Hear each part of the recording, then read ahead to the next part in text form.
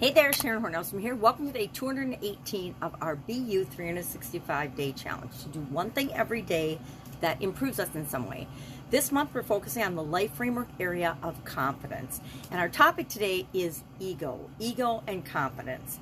And I actually really enjoyed researching this particular topic because when I was younger, I had a lot more ego and less confidence, and it seems like there was this balancing scale. The more egotistical I was, the less confidence I had, and people come off as having this great bravado and arrogance, but that's just ego. It's not confidence. To have confidence is to have faith in ourselves and in our abilities, but ego is something entirely different.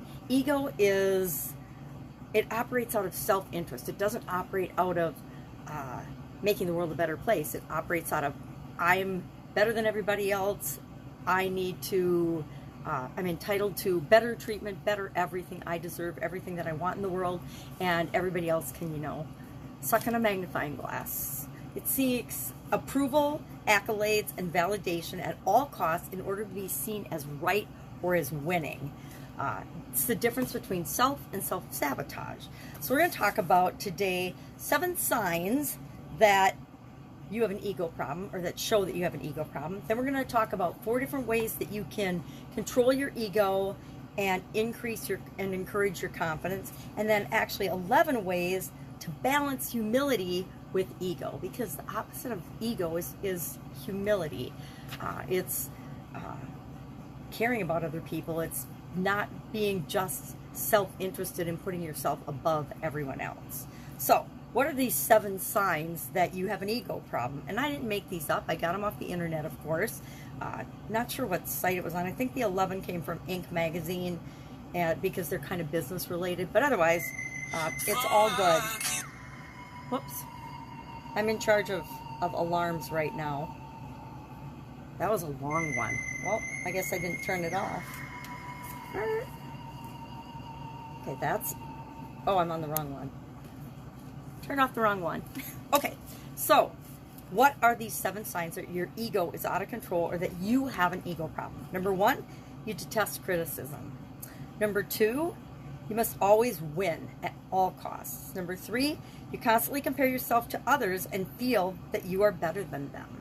Number 4, you tend to interrupt others a lot. Number 5, you have no sense of gratitude. Number 6, you love to take credit for success. And number 7, you are too defensive. You're defensive about everything. Now, when I was younger, I could see myself in a lot of these signs, which is part of why I decided I needed to change, because I didn't want to be an egotistical person. I wanted to show up in the world in ways that make me a better person and the world a better place.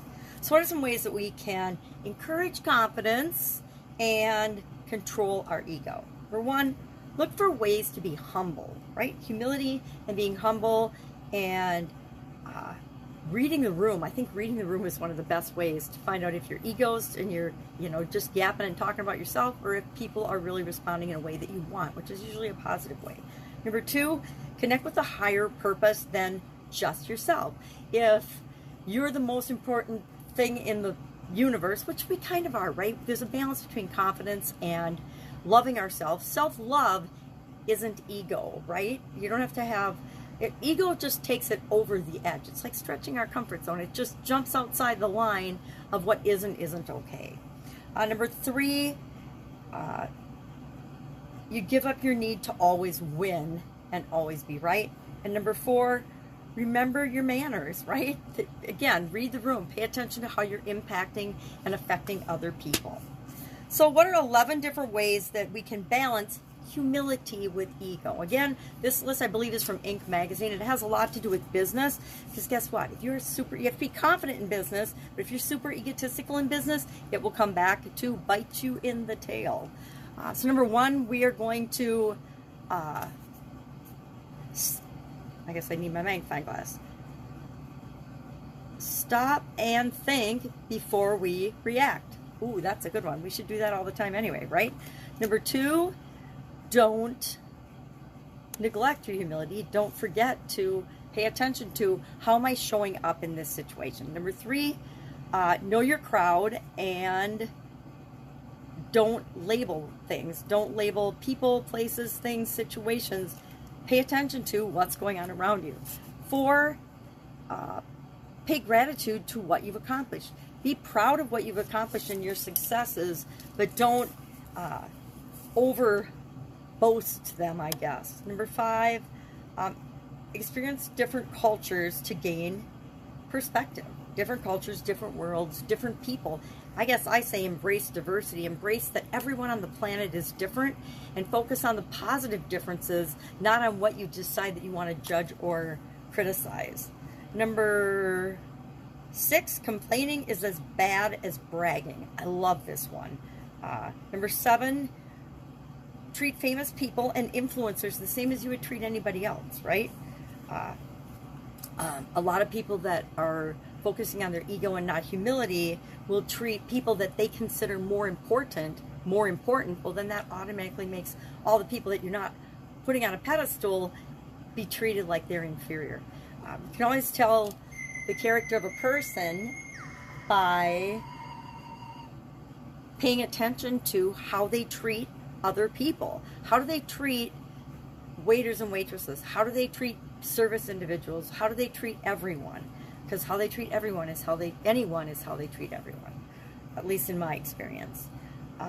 Number 8, if you take credit for your successes, take credit and responsibility for your failures as well.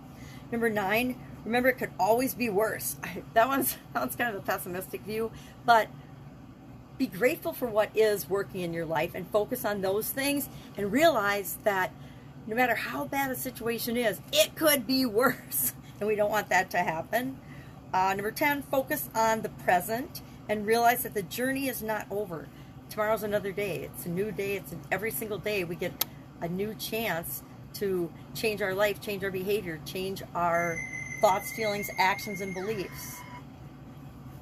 And number 11, always give back. Always be giving value to the world, because what we put out into the world is what comes back to us. Sometimes it doesn't feel like that in different situations we find ourselves in, but it's always true whether we believe it or not, right? It's a universal law. What we put out into the world is what comes back.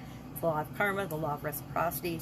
There's a lot of things that speak to how that works, again, whether we believe it or not. So our action item today is on a continuum.